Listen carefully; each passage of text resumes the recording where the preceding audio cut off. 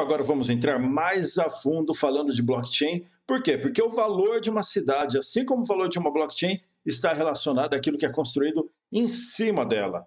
São pouquíssimas cidades que têm valor e não têm infraestrutura, não tem cidade, não tem negócios, não tem pessoas. E em blockchain não é diferente. Não adianta você construir uma blockchain se não tiver nada lá dentro.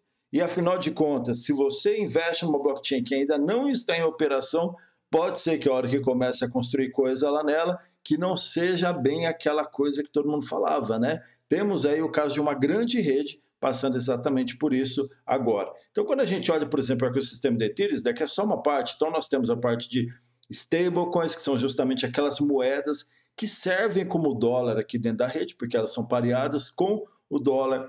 Nós temos as aplicações de serviço, de infraestrutura, as aplicações para os ativos. Afinal de contas, a MetaMask que você usa, ou qualquer carteira que você usa, também é um gerenciador de ativo. E nós temos as exchanges, que aí tem a parte de DeFi, a parte de empréstimo, a parte de sintéticos e tudo mais.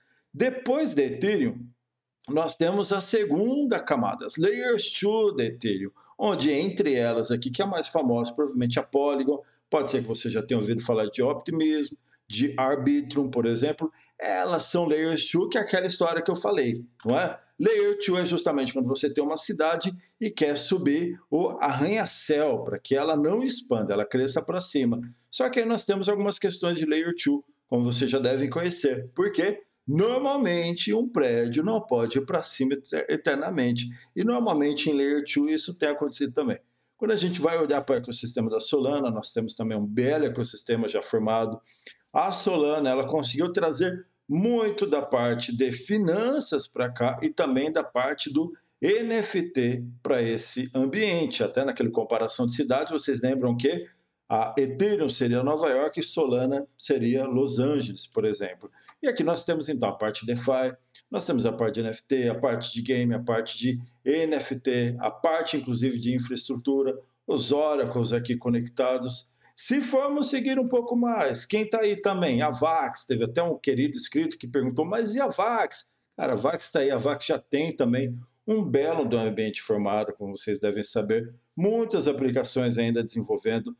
Tanto a Solana quanto a Avalanche e a Phantom, elas tiveram muito incentivo para trazer dinheiro, né? Elas deram muito dinheiro para aplicações poderem sair da Ethereum e vir para elas. Afinal de contas, meu amigo, aqui no mundo também cripto a mesma coisa. Quem paga mais acaba recebendo as aplicações. Nada diferente do mundo tradicional. Quando a gente segue, então, depois de Avalanche, nós temos a Binance Smart Chain também. Binance Smart Chain, que obviamente é a rede Smart da Binance. Então aqui nós temos a corretora Binance por trás.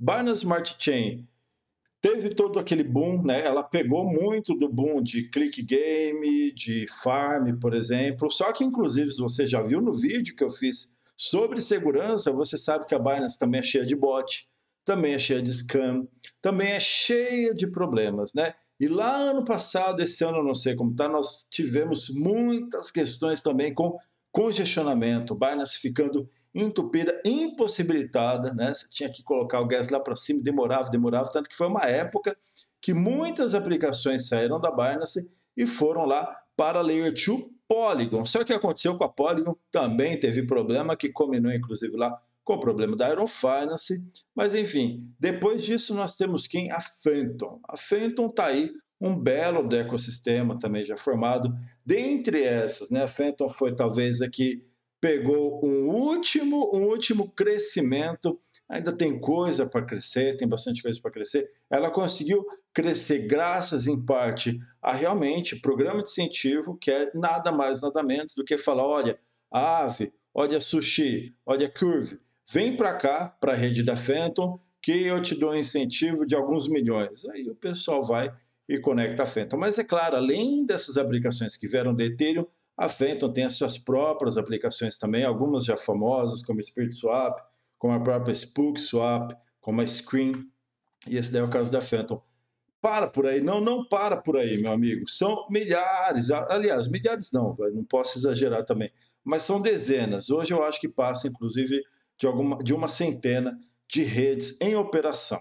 O ponto é que você pode perguntar, então eu acabo recebendo muito comentário aqui, e a rede tal, e a rede tal, e a rede tal. E assim, né, gente? Tem muita rede surgindo, mas tem muita rede que ela não vai passar de um projeto. Tem muita rede que não vai conseguir capital, então pode ser que venha captar daqui 1, 2, 3 anos parte desse mercado. Porque o mercado hoje, olha só, esse daqui, ó, o market cap, essa é a distribuição do mercado hoje. Nós temos boa parte, quer dizer, 60%, 70% ainda, em ethereums, daqui falando por uma visão de capital. E depois nós temos 1, 2, 3, 4, 5, 6, 7, praticamente 8, 9, 10 redes, dividindo outros 30% do valor aqui de mercado. É muito pouco. Então você vê, estamos falando de praticamente 100% do mercado que é dividido entre 10 redes. As outras 90 redes vão ter que brigar ainda por um lugar ao sol. As outras 90 redes, ou 100 redes, ou o número que for, elas ainda vão ter que conseguir seu espaço, porque entre sair de uma mera rede até conseguir estar numa posição de Phantom, de Avax, de Binance, de Solana, mesmo uma Layer 2 cheia de problema com o Polygon, isso leva um tempo. Tem muita coisa que não vai dar em nada. E naquela análise, né, naquele exemplo que eu te dei, mesma coisa de cidades. Você tem cidade como Nova York e você tem cidade, né, no interior também que não conta de nada. No Brasil é a mesma coisa, em qualquer lugar é a mesma coisa. Você pode pegar uma cidade lá na China, às vezes você vai pegar um polo industrial gigantesco desenvolvido, você anda 50 quilômetros, você dá numa vila que tem sequer mercado. Então, a mesma coisa. Se formos fazer ainda, continuar a nossa comparação, além de aplicações, nós temos que entender o seguinte, a blockchain ela não é só formada por jogos, ela não é só formada por farm. A blockchain é muito mais que isso. As smart chains, todo esse sistema é muito mais que isso. E mesmo para ele te possibilitar simplesmente o funcionamento, ele já depende de uma estrutura. Então, se fôssemos olhar, isso daqui é um comparativo, tá, que eu fiz para tentar exemplificar isso. Lá na base, nós teríamos a camada de energia, onde temos validadores, se for Proof of Stake, mineradores, se for Proof of Work, vou falar disso lá à frente também. Depois disso, então, nós temos o blockchain, nós temos os IBCs, que interblockchains, nós temos os relays. Por que depois disso? Porque eles rodam em cima justamente de uma dessas duas tecnologias, nesse caso aqui. Se for, por exemplo, né, Proof of Stake, vamos supor Solana, vamos supor Avax, vamos supor Phantom, elas vão rodar aqui nesse carinha. Se for Bitcoin, por exemplo, ele roda justamente aqui em cima de mineradores e Proof of Work. Aqui em cima, então, nós temos investidores, stakers, os usuários, que são justamente a população, é quem vai utilizar o quê? As aplicações. E as aplicações, elas envolvem principalmente, né, nesse caso aqui, como se fosse a infraestrutura.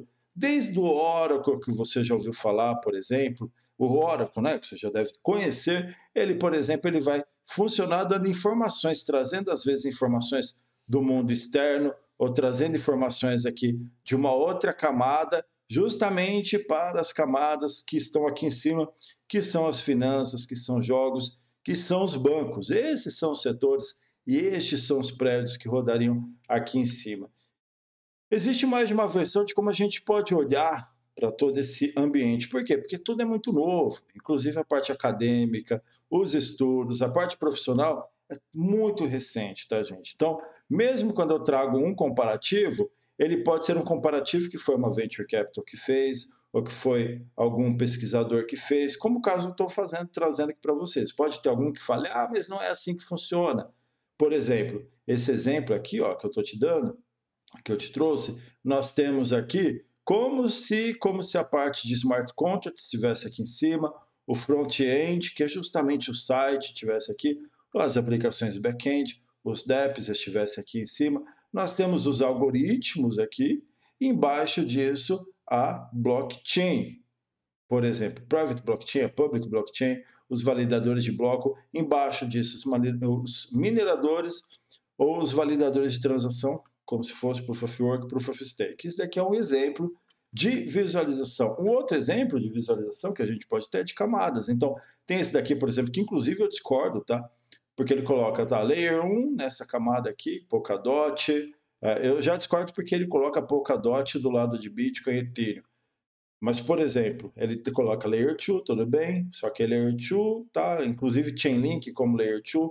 Talvez até dá para entender o que ele faz aqui, porque a Chainlink é o Oracle, ele coloca como se estivesse em cima, mas para mim não é uma comparação correta. Depois Layer 3, que seriam as aplicações, e a Layer 4, que seria justamente a Interforce. Então eu discordo disso daqui, mas é justamente para mostrar que é a história da Terra plana, Terra oval. Por mais que um vai falar, eu tenho embasamento científico, outro vai falar, eu já vi, um vai falar sempre que está certo, outro vai falar que é errado. Então aqui nós vamos tentar o que? Sempre ter talvez o mais fácil de explicar, o mais fácil de visualizar.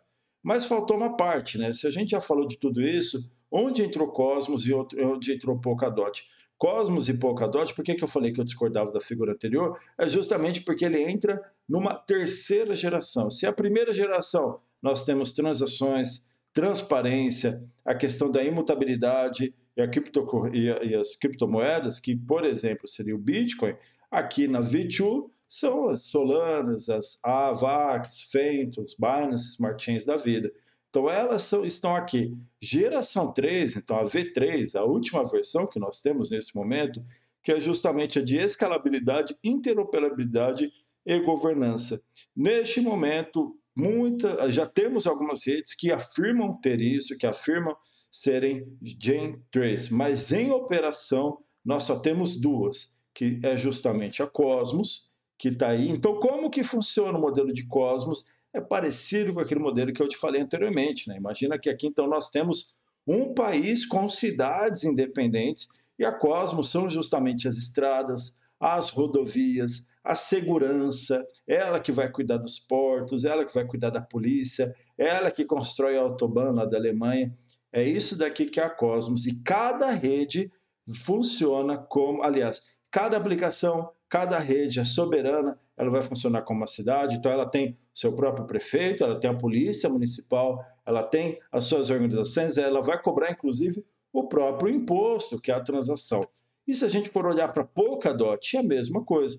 Tudo bem que em estrutura elas são diferentes, a gente vai abordar isso lá na frente, mas as duas atendem esse contexto do que? De V3, de geração 3, principalmente pela sua interoperabilidade. Se nas redes anteriores, para você falar entre uma rede e outra, você precisa de aplicações que vão fazer isso, mas são aplicações que elas não vão fazer nativamente. Você não consegue, por exemplo, levar recurso se você não tiver uma bridge. Quando a gente olha, deixa eu voltar, quando a gente olha lá para as V2. Já aqui no caso da Cosmos, por ser dentro do mesmo país, você não precisa de bridge. A própria rede consegue fazer essa transferência. E quando você faz esse tipo de transferência dentro de uma rede como a Cosmos ou como o Polkadot, você não precisa de liquidez, que é um grande problema quando você vai ter uma bridge, por exemplo. Uma bridge ela precisa de liquidez nas duas redes, o que acaba limitando um pouco quem pode entrar na bridge ou não, porque um dos requisitos acaba sendo o quê? Você tem que ter muito dinheiro, meu amigo, para fazer uma bridge, ou receber muito dinheiro. Então, isso daqui seria a geração 3. Então, qual que seria o futuro, tá? Se a gente olhar, já que nós falamos de geração 1, geração 2, geração 3. O futuro para mim, né, quer dizer, o futuro mais próximo para mim é o de geração 3. A gente olhar, por exemplo, para Layers 2, olharmos para Polygon, eu acho que primeiro, que boa parte do Ethereum já tende a absorver de volta aquilo que foi para Polygon. Se a Ethereum não absorver, outras interblockchains absorveriam, a não ser que seja coisa realmente muito específica. E na minha opinião, como cidade, como tecnologia, tanto a ABC, né, que é a Cosmos, quanto a Polkadot, tem a capacidade de atender às demandas que virão. Quais demandas? As demandas do mundo físico, por exemplo. Então, quando a gente fala, por exemplo, de economia compartilhada, de indústria 4.0, de inteligência artificial, de identidade digital, isso daqui é o futuro das cidades. E não estou falando de blockchain, eu estou falando de cidades inteligentes, necessidades tecnológicas que teríamos à frente. Ou, na verdade, a gente já começa a ter algumas questões, né? Então, cidades digitais, isso daqui se aplica o metaverso, por exemplo, a questão de operações preditivas, experiências, né, imersivas na cidade e uma infraestrutura digital.